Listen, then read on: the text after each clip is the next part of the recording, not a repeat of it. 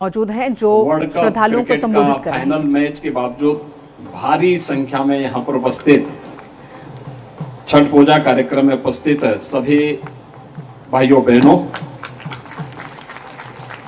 आज यहाँ आयोजित छठ पूजा में आए के हमरा बड़ा आनंद महसूस हो रहा बा।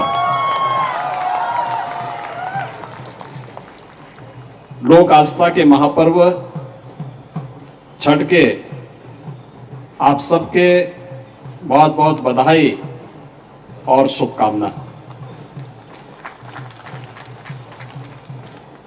छठी मैया की कृपा आप सबके ऊपर बनल रहे, सबका जीवन खुशहाल रहे, आप सबके जीवन में उमंग और उत्साह बनल रहे। परिवार खातिर कठिन व्रत रखने वाली माता और बहनों लोगों के हमारी तरफ से विशेष मंगल कामना। भाइयों बहनों, हम सब जानते हैं कि दीपावली के बाद कार्तिक शुक्ल षष्ठी को बिहार, झारखंड, पूर्वी उत्तर प्रदेश, नेपाल की तराई का एक बड़ा भूभाग और जहां जहां भोजपुरी समाज है, यह छठ पूजा के रूप में इस कार्यक्रम को आयोजित करता है। यह मुख्य रूप से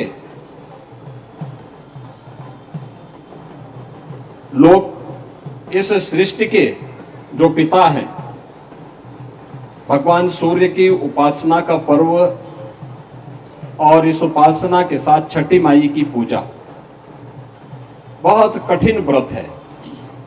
4 दिवसीय कार्यक्रम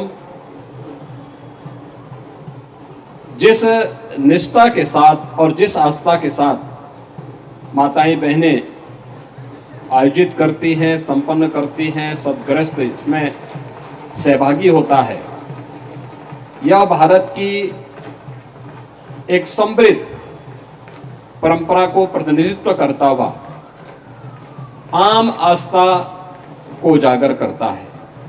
हमारा देश आस्था का देश है और यह आस्था हम सबको उत्तर से दक्षिण, पूरब से पश्चिम, पूरे भारत को एकता के सूत्र में जोड़ता है। इस आस्था ने ही विपरीत परिस्थितियों में पूरे भारत को एकजुट करके रखा। आप याद करिए, मध्यकाल में जिन विदेशी आक्रांताओं ने हमारे धर्मस्थलों को अपवित्र किया था, क्षतिग्रस्त किया था, अगर ये आस्था नहीं होती तो हम भी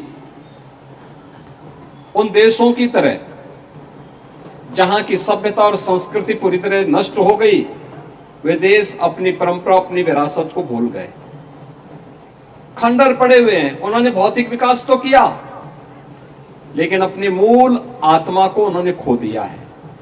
उनके सामने अस्तित्व का संकट आज भी खड़ा हुआ है।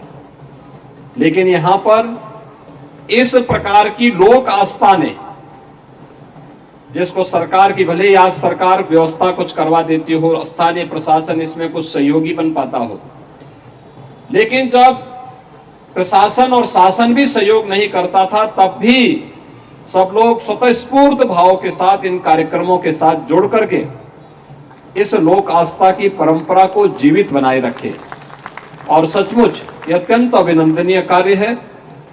मैं इसके लिए सभी व्रती, जितने भी माताएं बहनें हैं या उनके परिवार के सदस्य भी बहुत सारे लोग अब व्रत रखते हैं, उन सब का इस अवसर पर हृदय से अभिनंदन करता हूं।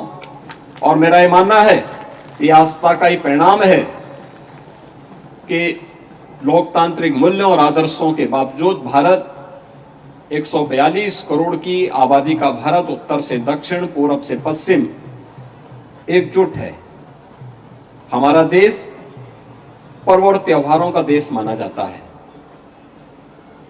अलग अलग क्षेत्र में अलग अलग प्रकार की परंपराएं हैं और वह वहां की लोक आस्था के साथ, विशिष्ट आयोजनों के साथ आम जनमानस को अपने साथ जोड़ती है और पूरे देश को एकता के सूत्र में बांधती है। इसी लोक आस्था का परिणाम है कि 500 वर्षों तक राम जन्मभूमि के लिए आंदोलन हुआ, संघर्ष हुआ और अंततः विजयश्री प्राप्त हुई। और अब जनवरी में प्रधानमंत्री मोदी जी के कर कमलों से अयोध्या में श्री राम जन्मभूमि पर भगवान श्री राम के भव्य मंदिर के निर्माण का कार्यक्रम संपन्न होने जा रहा है। भाइयों बहनों, इस अवसर पर हम सबकी कुछ जिम्मेदारी बनती है। आपने देखा होगा, ये प्रकृति और परमात्मा दोनों के प्रति कृतज्ञता ज्ञापित करने का पर्व भी है। भगवान सूर्य को अर्घ देते हैं। अर्घ इस बात को लेकर देते हैं कि सूर्य देवता के कारण ही जल की राशि हमारे पास आती है। हम सब जानते हैं कि भगवान सूर्य की गर्मी से जब वाष्प बनता है, यही वाष्प फिर बरसात बन करके इस धरती पर वापस आती है।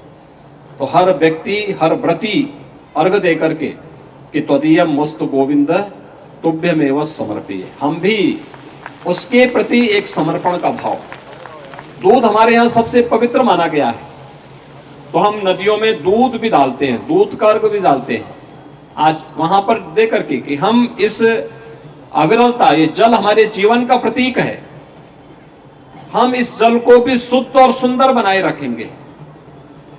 हमारा दायित्व बनता है। आयोजन के बाद कार्यक्रम संपन्न हो, इसके बाद आयोजकों का दायित्व बनता है वह स्वयं सेवकों की मदद से, प्रशासन की मदद से घाटों की, नदियों की स्वच्छता के कार्यक्रम के साथ भी जुड़े हैं।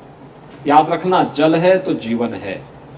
हम सब जल की शुद्धता को, प्रकृति की शुद्धता को, प्रकृति के सौंदर्य को बनाए रखने के लिए जितना प्रयास हो सकता है, यह मानव जीवन के लिए, इस मानवीय सृष्टि के लिए और इस जीव सृष्टि के लिए उतना ही उत्तम होगा। और इन सभी कार्यक्रमों के साथ हमें निरंतर जुड़ते रहना चाहिए। आज के इस अवसर पर एक बार फिर से छठी मैया के आशीर्वाद आप सब पर बनल रहे, इस बात की प्रार्थना करते हुए आप सबको मैं छठ पर्व की हृदय से बधाई देता हूं, अपनी शुभकामनाएं देता हूं। धन्यवाद। जय हिंद।